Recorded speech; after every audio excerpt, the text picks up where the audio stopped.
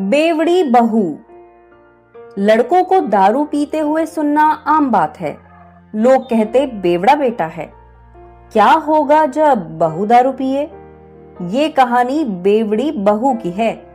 बलदेव सिंह चौधरी की इकलौती बेटी प्रीशा। बलदेव सिंह ने उसे बहुत लाड़ प्यार से पाला, हर जिद पूरी की, विदेश पढ़ने के लिए भेजा, लेकिन वो बुरी संगत में फंसकर शराब पीने लगी। अब उसके माता पिता को उसकी शादी की चिंता है, इसीलिए वो पंडित जी को घर बुलाते हैं। चलिए देखते हैं क्या होता है। अगर इस बार तुमने अच्छे घर का लड़का नहीं बताया तो तुम्हारा दाना पानी बंद करवा दूंगा हमेशा के लिए। मैं कोशिश तो कर रहा हूँ चौधरी जी, पर क्या करूँ, विधा है, गुणी है, संस्कारी है, कोई ऐब नहीं है उसमें, पर आपकी तरह धनवान नहीं है। हमारी इकलौती बेटी है, ये सब कुछ जो है हमारे बाद बेटी दामाद को तो ही मिलेगा, और उनको कहना कि जितना मांगोगे उतना मिलेगा। आपने सोच समझकर फैसला लिया है ना। हमारी जाति का ना हो तो ना सही, लेकिन हमारे बराबर तो होना चाहिए। मैं जो कर रहा हूँ सोच समझ कर रहा हूँ। तुम्हारी बेटी सब जगह बदनाम है कि वो शराब पीती है। ये घर मिला है और लड़का अच्छा है, और रही बात उसके माँ बाप की, तो हम अच्छा सारा दहेज देकर उनका मुंह बंद कर देंगे। तुम्हारी बेटी राज करेगी। पंडित जी चेतन के माता पिता से बात करते हैं और वो लोग प्रीशा से शादी के लिए तैयार हो जाते हैं और उनकी शादी हो जाती है। रात में जब चेतन अपने रूम में आता है तो देखता है कि प्रीशा ने छोटी सी नाइट ड्रेस पहनी हुई है। प्रीशा उसे अजीब ढंग से देख रही थी। तुमने कपड़े चेंज कर लिए?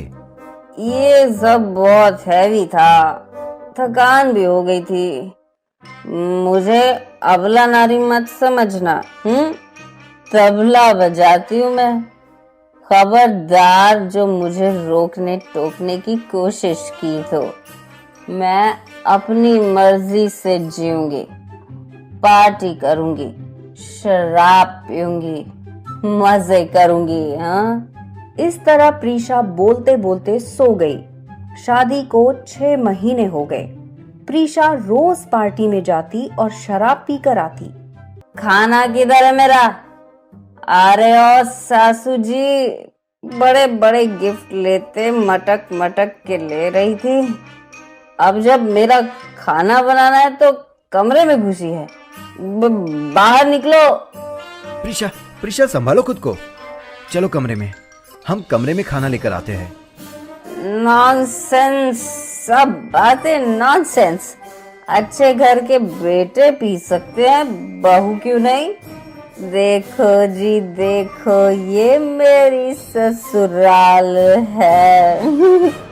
थोड़ी देर बाद चेतन हॉल में आता है। तभी मदन लाल जी कहते हैं कि अब कैसी है बहू?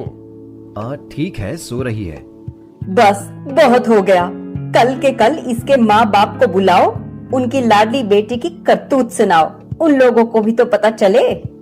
लीला के बुलाने पर बलदेव जी कुंती देवी घर आते हैं, बहुत सारे महंगे गिफ्ट लेकर। लोगों ने पूछा ही नहीं, लालच जो आ गया था। आप लोगों ने नहीं बताया। अरे आपकी बेटी का यही ढंग रहा तो कुछ ही दिनों में मोहल्ले में बेवड़ी बहू के नाम से जाना जाएगा। पानी सिर के ऊपर से निकल चुका है। आप लोग अपनी बेटी को ले जाइए। चेतन, तलाक दे दे इस लड़की को। मैं तेरी शादी अच्छी संस्कारी लड़की से कराऊंगी। मैं ऐसा नहीं होने दूंगा। उन लोगों के बीच बहस शुरू हो जाती है। चेतन सब देख रहा था, उससे रहा नहीं जाता। तो बस करिए आप लोग, शादी पवित्र बंधन होता है। मैं इस रिश्ते को निभाऊंगा और प्रीशा की शराब की आदत छुड़वाऊंगा। आप लोगों को मेरा साथ देना होगा। चेतन सबको अपना प्लान बताता है। सभी उससे सहमत हो जाते हैं। चेतन प्रीशा को पैसे देने से मना कर देता है। वो गुस्से में अपने पिता के घर आती है।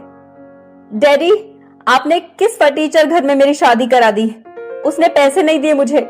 मुझे पार्टी करनी है, मुझे पैसे दे दो। ये कार्ड भी काम नहीं कर रहे। कुछ नहीं मिलेगा तुम्हें। मेरे पति ने बड़ी मेहनत से खड़ा किया है, तुम्हारे दोस्तों पर उड़ाने के लिए नहीं है। वैसे भी शादी के बाद एक लड़की पराई हो जाती है, उसका घर उसका ससुराल हो जाता है। इसीलिए तुम्हारे कार्ड ब्लॉक करा दिए हैं। अब तुम्हारा पति तुम्हें जैसे रखे वैसे रहो। ठीक है, मेरे दोस्त हैं, वो मेरे साथ हैं। प्रीशा अपने दोस्त के घर जाती है।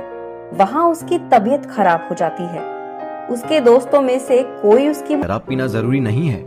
शराब सेहत के लिए हानिकारक है। चलो नई शुरुआत करते हैं।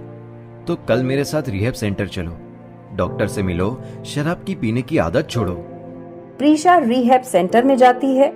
उसकी शराब पीने की आदत छोड़ देती है। चेतन के साथ अब वो खुशी खुशी रहने लगती है। आज भी कभी कभी लीला उसे